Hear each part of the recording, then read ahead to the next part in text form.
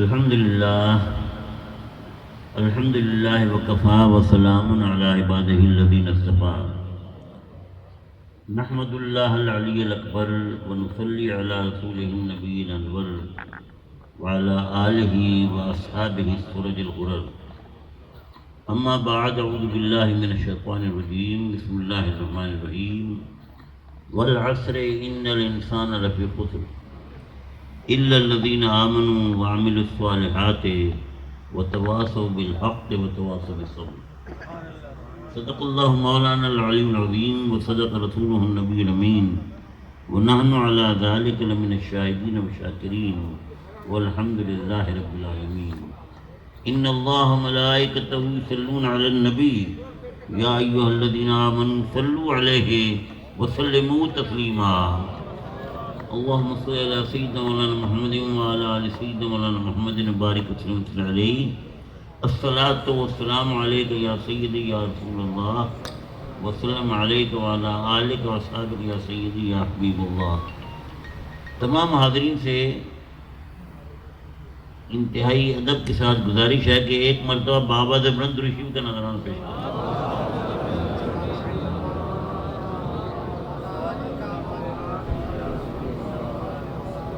واجب الاحترام علماء کرام، عمائد قوم، زعماء ملت، معزز حاضرین، پیارے دوستوں اور بھائیوں اور شمع رسالت کے پروانوں،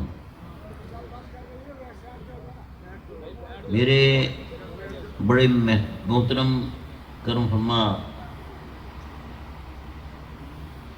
وسیم بشیر صاحب اور عامر بشیر صاحب، ان دونوں بھائیوں نے مجھے دعوت دی اور ان کے ساتھ ان کے دو چھوٹے بھائی، بڑے بھائی تنویر صاحب اور سلیم صاحب، ان چاروں کی دعوت پر میں آپ کی خدمت میں حاضر ہوں. اور میں اب عمر کے اس حصے میں ہوں کہ میرا حافظہ ختم ہو گیا ہے، باتیں یاد نہیں رہتی. تقریر کرنا، پہلے بھی میں کوئی مقرر شعلہ بیاں اور واعظ جادو بیاں نہیں تھا، لیکن اب تو مجھ سے تقریر بالکل نہیں ہوتی. مجھے یہ کہا گیا ہے کہ میں بھی کچھ حقوق العباد پر بات کروں. حضرات گرامی، یہ پہلی بات تو یہ ہے کہ اسلام کے، ہمارا جو دین ہے، اس کے دو بنیادی ستون ہیں. دو، ایک ہے حقوق اللہ اور ایک ہے حقوق العباد. حقوق اللہ تمام عبادتیں، نماز ہے، روزہ ہے، حج ہے، زکوٰۃ ہے، جو عبادتیں ہیں یہ سب حقوق اللہ ہیں. اور دوسرے حقوق العباد کہ انسان، جیسے میرے بیٹے نے کہا کہ ایک سوشل اینیمل ہے، انسان حیوان ناطق ہے، معاشرے میں رہتا ہے، تو اس معاشرے میں اس کے کچھ رشتے ہیں، اس کی یہ تعلقات ہیں، مراسم ہیں، والدین ہیں، بہن بھائی ہیں، اولاد ہے، بیوی ہے، بچے ہیں، ہمسائے ہیں، دوست احباب ہیں. اور اگر آپ ملازمت کرتے ہیں تو آپ کے کولیگز ہیں، ماتحت بھی ہیں، سبارڈینیٹس بھی ہیں، اور آپ کے کچھ سپیریئرز بھی ہیں، سینئرز بھی ہیں. اور اگر آپ کاروبار کرتے ہیں، تجارت کرتے ہیں، تو آپ کے پارٹنرز ہیں، آپ کے ساتھی ہیں.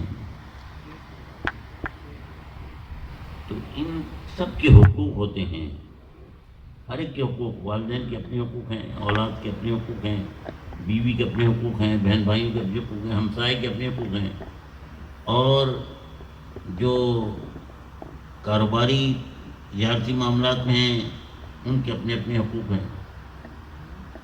اور یہ آپ ذہن میں رکھیں کہ اگر ہم نے نماز نہیں پڑھی، میں نماز کی کوئی اہمیت کم نہیں کر رہا، میں اپنے دوستوں کو یہ کہتا ہوں کہ نماز سب سے اہم چیز ہے، سب سے اہم چیز. بلکہ میرے شیخ کریم غزالی رحمہ فرماتے تھے جو نماز نہیں پڑھتا میرا مرید ہی نہیں ہے.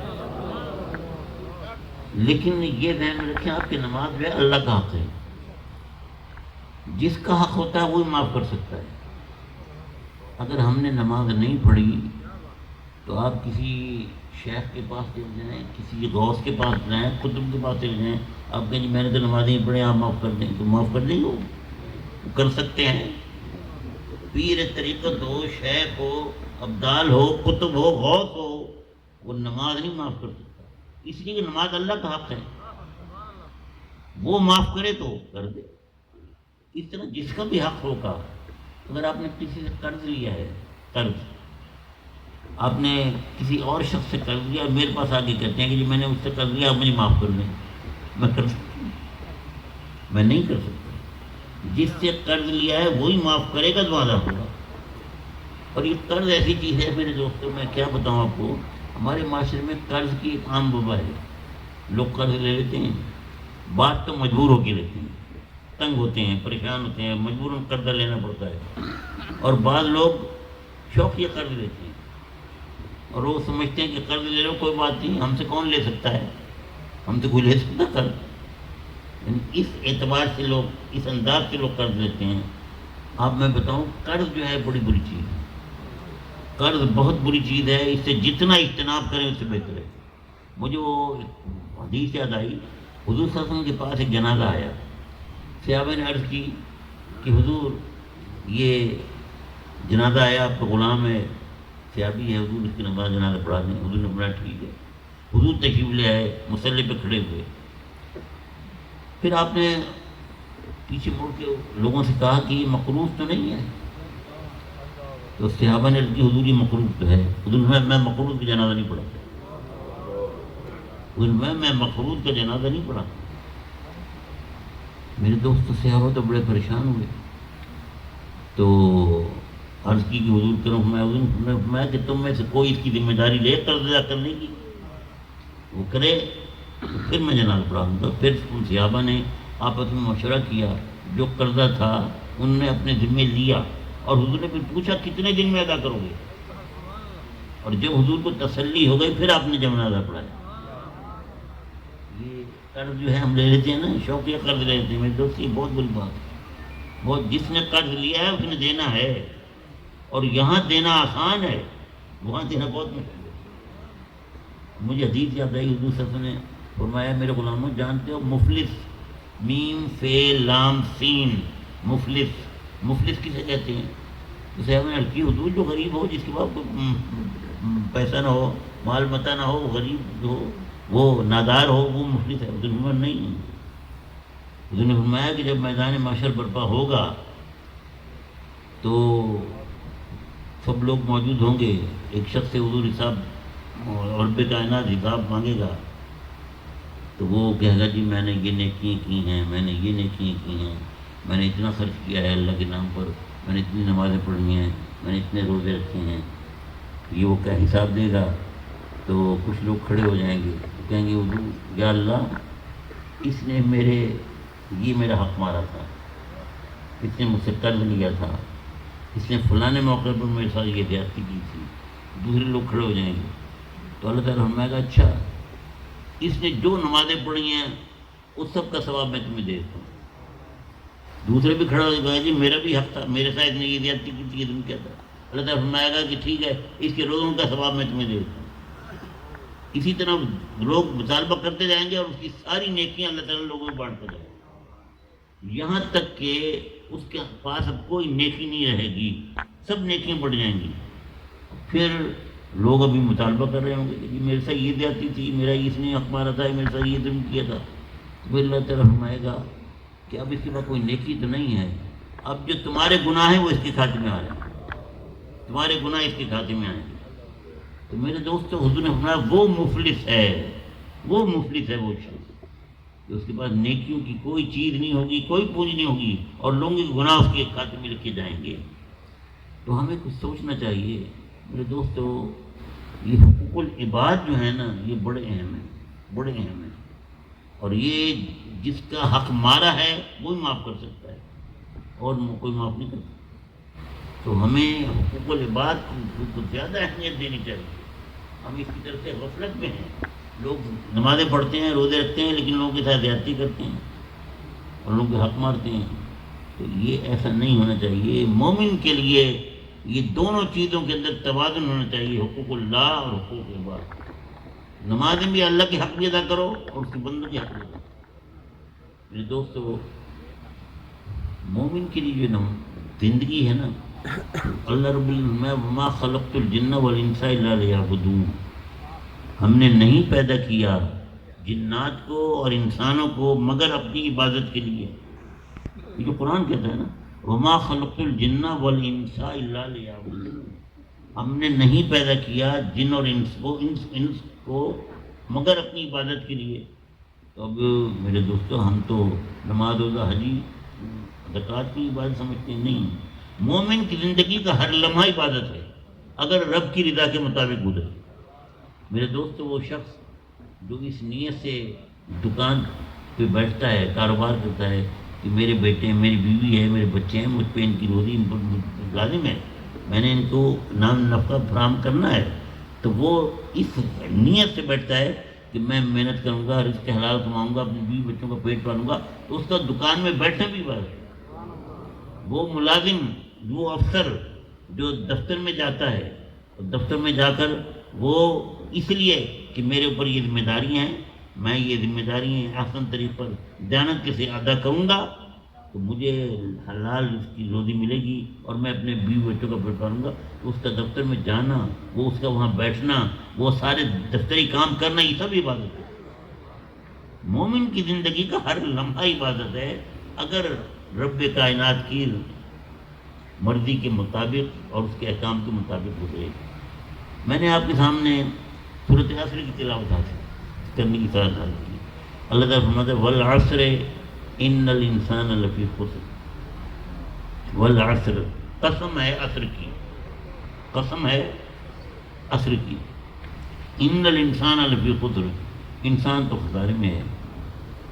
اب میرے دوستو، حضرت یہ میں نے سورۃ عصر پڑھی ہے نا، اللہ کا کلام ہے، اور کلام جو ہے نا، وہ کہتے ہیں نا کلام الامام امام الکلام، امام کا کلام کلاموں کا امام ہے۔ انگریزی میں کہتے ہیں the speech of the king is the king of speeches،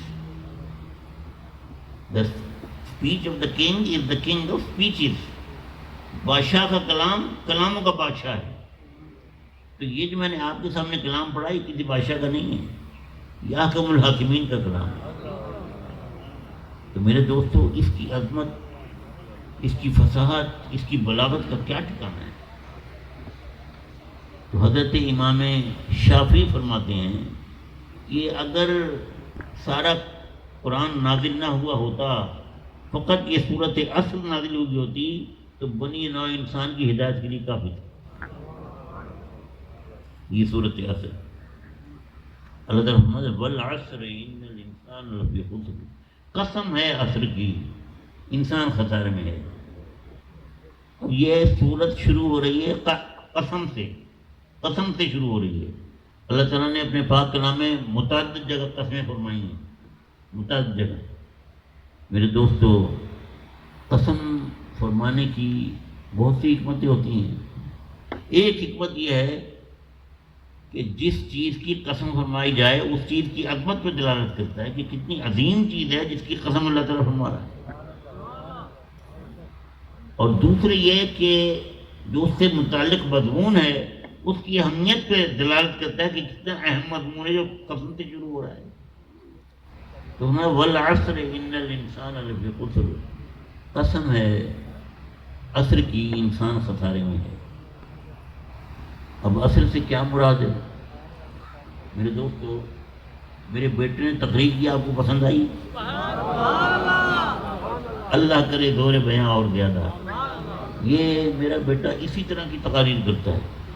اللہ تعالیٰ نے بڑی خوبیاں عطا فرمائی ہیں، بڑی صلاحیتیں دی ہیں، اور اللہ تعالیٰ اس کی عزت و عظمت کو دوبارہ فرمائے۔ یہ میں تو ایک ناکارہ انسان ہوں، یہ کہ حضور غزالی رحمہ کا پوتا ہے، انسان نہ یہ اپنے دادا کا نام روشن کرے گا۔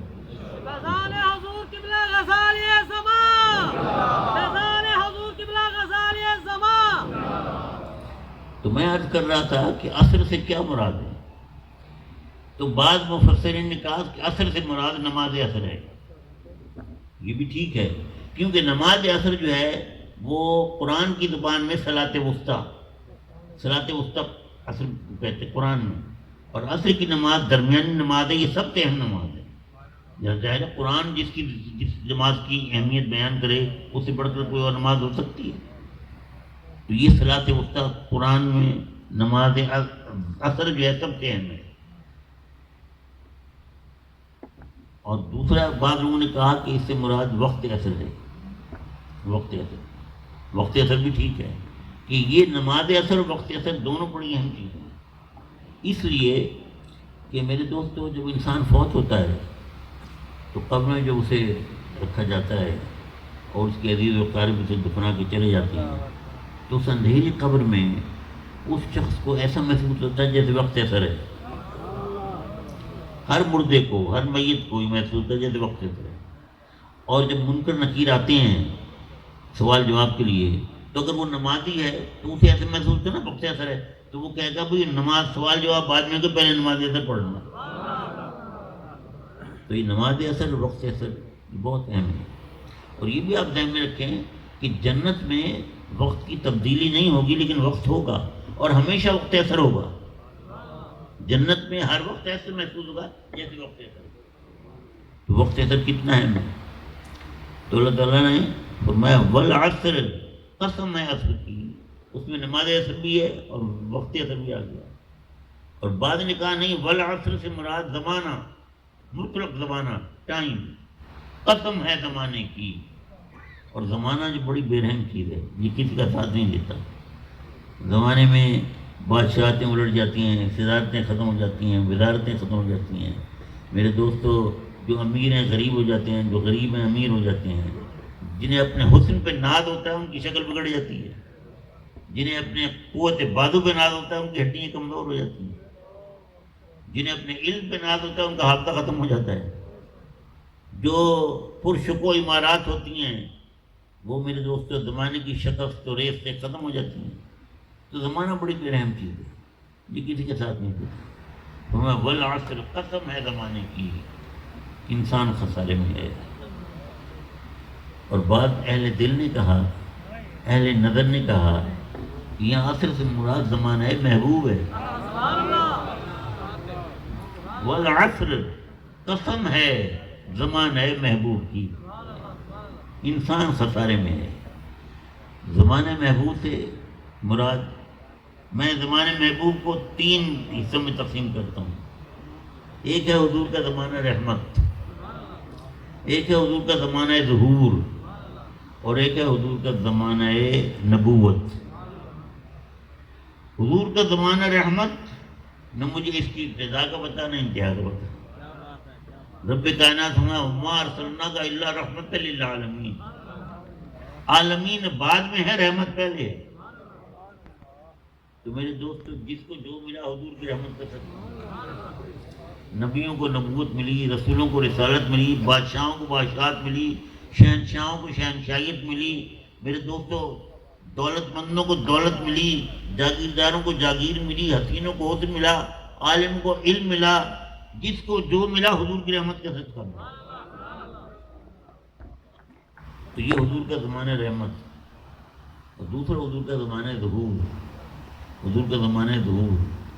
میرے دوستو میں حضور کے زمانہ ظہور کو اس دن سے شمار کرتا ہوں جس دن حضور کی ولادت باسعادت ہوئی۔ یہ جو میلاد ہم مناتے ہیں یہ حضور کا زمانہ ظہور ہے۔ تو یہ میلاد اس دن سے جس دن حضرت آمنہ طیبہ طاہرہ نے حضور کو جنم دیا، اس دن سے یہ زمانہ ظہور شروع ہے۔ اور حضور صلی اللہ علیہ وسلم کی وہ 63 سالہ مبارک زندگی، حیات ظاہری جو اس دنیا میں رہے، یہ حضور کا زمانہ ظہور ہے۔ اور اس زمانہ ظہور میں وہ کیا آتا ہے جب حضور نے اعلان نبوت فرمایا تو جس نے محبت بھری آنکھ سے حضور کو دیکھا صحابی بن گیا۔ میرے دوست صحابی، آپ غور کریں، صحابی جو ہے نا یہ اتنی بڑی فضیلت ہے، صحابیت اتنا بڑا شرف ہے کہ جب حضور صلی اللہ علیہ وسلم دنیا سے تشریف لے گئے تو جس نے صحابی بننا تو بن گیا، اب کوئی صحابی نہیں بن سکتا کیوں حضور نے پردہ فرما لیا۔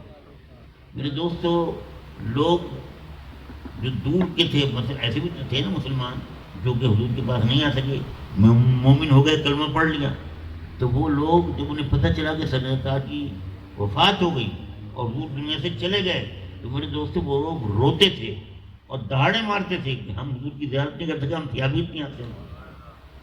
صحابیت اتنا بڑا شرف ہے کہ آپ ساری عمر عبادتیں کریں، ریاستیں کریں، قائم اللیل ہوں، صائم الدہر ہوں، میرے دوست صحابی نہیں بن سکتے۔ صحابی عبادت سے نہیں ہوتا، حضور کی دیدار سے ہوتا ہے۔ تو میرے دوست یہ حضور کا زمانہ ظہور ہے، اور ایک حضور کا زمانہ نبوت۔ حضور کے زمانہ نبوت کو میں سہولت کے لیے اس وقت سے شروع کرتا ہوں جس دن حضور نے اعلان نبوت فرمایا۔ ویسے تو حضور نے کن تو نبی ہوں وادن بین الماء والطین، میں تو اس وقت بھی نبی تھا جب آدم پانی اور مٹی کے درمیان تھا۔ کن تو نبی ہوں وادم بین الروح والجسد، میں اس وقت بھی منصب نبوت میں فائز تھا جب آدم جسم اور روح کی منزلیں طے کرنے لگے۔ لیکن میں سہولت سے کے لیے میں اس دن سے حضور کے زمانے نبوت کو شروع کرتا ہوں جس دن سرکار نے فاران کی چوٹی پہ کھڑے ہو کے اعلان فرمایا کہ میں اللہ کا رسول ہوں، میں اس کا نبی ہوں، میرا کلمہ پڑھو، میری عظمت کا اعتراف کرو اور اس الہ واحد کی عبادت کرو، ان بتوں کو چھوڑ دو۔ اس دن سے حضور کا زمانہ شروع ہوتا ہے، اور یہ کب تک ہے؟ ابد الآباد تک ہے۔ جو نبی آیا ایک خاص وقت کے لیے آیا، ایک خاص زمانے کے لیے آیا، ایک خاص علاقے کے لیے آیا، ایک خاص امت کے لیے آیا۔ قرآن نے کہا لکل قوم ہاد، ہر قوم کے لیے ہم نے نبی بھیجا، ہر قوم کے لیے۔ تو میرے دوستو، ظاہر ہے حضرت آدم آئے، دوسرے آپ کی اولاد میں انبیاء ہوئے، حضرت نوح آئے، تو جو نبی آیا اپنے علاقے اپنے خاص وقت کے لیے آیا۔ جب وہ نبی چلا گیا اس کی نبوت ختم ہو گئی، پھر دوسرا نبی آ گیا۔ تو جو نبی آیا اس کا کلمہ لوگوں نے پڑھا، حضرت آدم کا کلمہ پڑھا لا الہ الا آدم صفی اللہ، حضرت نوح کا کلمہ پڑھا لا الہ الا نوح نجی اللہ، حضرت موسیٰ کا کلمہ پڑھا لا الہ موسیٰ کلیم اللہ، حضرت ابراہیم کا کلمہ پڑھا لا الہ الا ابراہیم خلیل اللہ، حضرت عیسیٰ کا کلمہ پڑھا لا الہ الا عیسیٰ روح اللہ۔ لیکن جب لا الہ الا محمد رسول اللہ آیا تو سارے کلمے ختم ہو گئے، اور یہ کلمہ ختم نہیں ہوا، یہ ابد الآباد تک ہے۔ اس کی دلیل کیا ہے؟ دلیل یہ ہے کہ جنت میں تمام انبیاء ہوں گے نہیں ہوں گے، اور جو لوگ ان پر ایمان لائے وہ مومن وہ بھی تو ہوں گے نا۔ حضرت تمام انبیاء کی امتیں ہوں گی، اور وہ انبیاء بھی ہوں گے، اور وہ امتیں دنیا میں جب وہ تھیں تو اپنے اپنے نبی کا کلمہ پڑھتی تھیں، لیکن یہ امتیں اور ان کے نبی جب جنت میں ہوں گے تو سب کلمہ پڑھیں گے لا الہ الا محمد رسول اللہ۔